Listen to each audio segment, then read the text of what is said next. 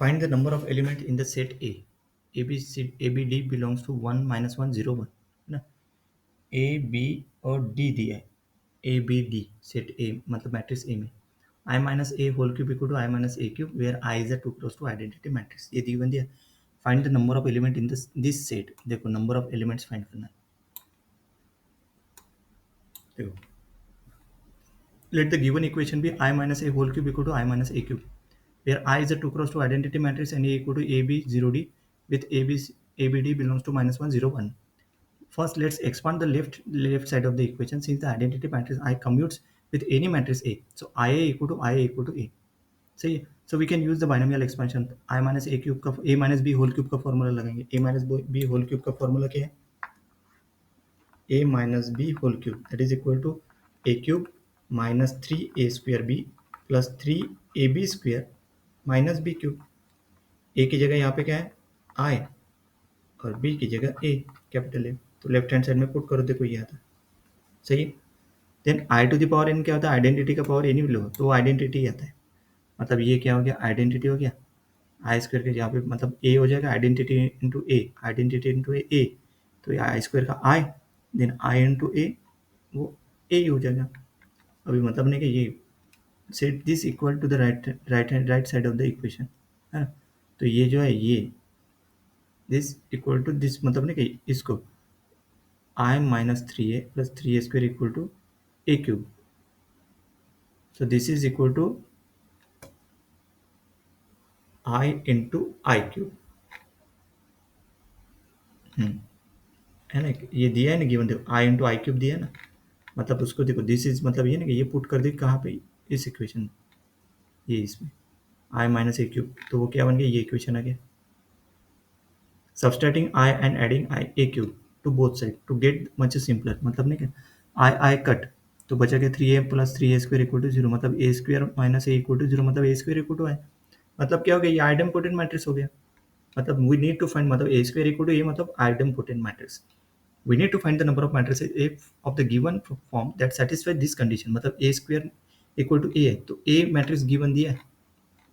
देखो A matrix given दिया है तो A स्क्वायर निकालो. तो A square equal to A into A. तो मैट्रिक्स मल्टीप्लिकेशन करो यहाँ पे फिर से.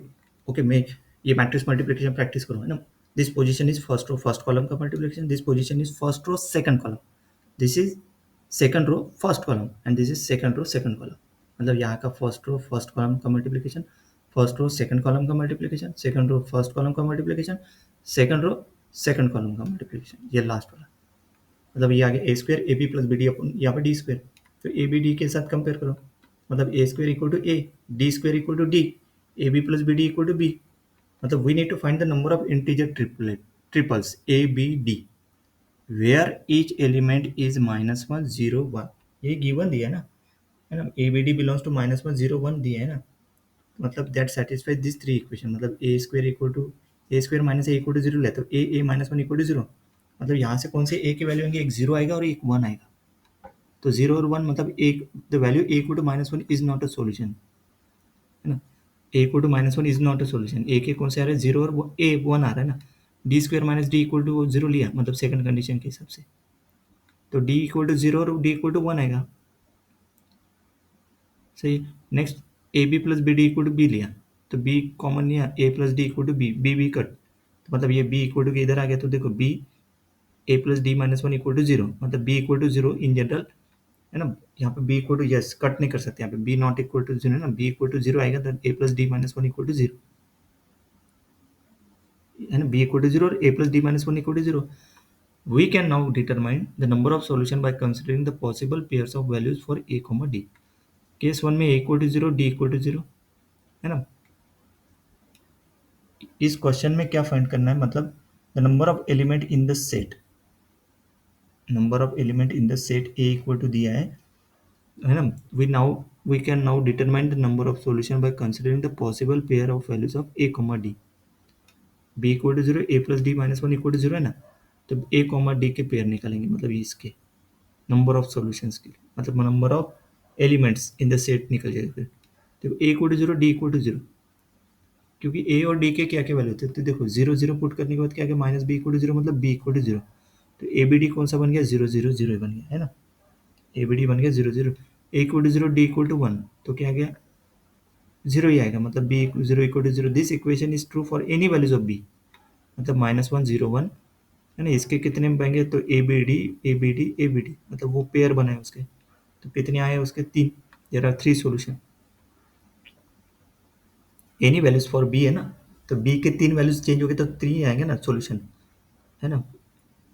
ए डी 1 है तो ए 0 है, देखो यहाँ पे 0, डी क्या दिया है 1, और बी की वैल्यू कौन सी -1 0 1, क्योंकि तीनों तो दिए है ना values, a equal to 1 d equal to 0, तो इसमें 0 ही आता है, b can take any value, मतलब 3 solution, a equal to 1 d equal to 1, मतलब यहाँ पे क्या आएगा बी इक्वल टू 0 आएगा, मतलब 1 वैल्यू, देयर इज वन, यहाँ 1 सॉल्यूशन, केस 1 में 1, केस 2 में 3 3 1, टोटल कितने हो गए 8, मतलब each solution correspond to unique matrix है, therefore there are 8 elements in the set, मतलब ए बी डी का जो है ना कॉम्बिनेशन, मतलब इन जनरल में ए बी डी का मतलब कॉम्बिनेशन निकालना, कितने आएंगे इसके चॉइसेस, कितने आएंगे ए बी डी के, ए बी डी, क्योंकि इनके मैट्रिक्स ए में क्या दिया है, यहाँ पे ए बी 0 डी ऐसे दिया ना, तो ए बी डी का पूरा कितने आएंगे, अगर इसमें चॉइसेस के हिसाब से ए डी के चॉइसेस के हिसाब से पहले केस में एक आता 1 आता, दूसरे केस में 3 आते, तीसरे केस में 3 आता, और फाइनल केस में भी चौथे केस में 1 आता, तो पूरे मिला के हो गए इसके total 8 elements in the set, मतलब ये कंबाइन पेयर निकालना है ए कॉमा बी कॉमा डी, क्योंकि ये क्यों निकालना है कंबाइन पेयर, क्योंकि वो दिया ही है ना ए बी डी मैट्रिक्स में, वो सेट के अंदर वही है ना। नेक्स्ट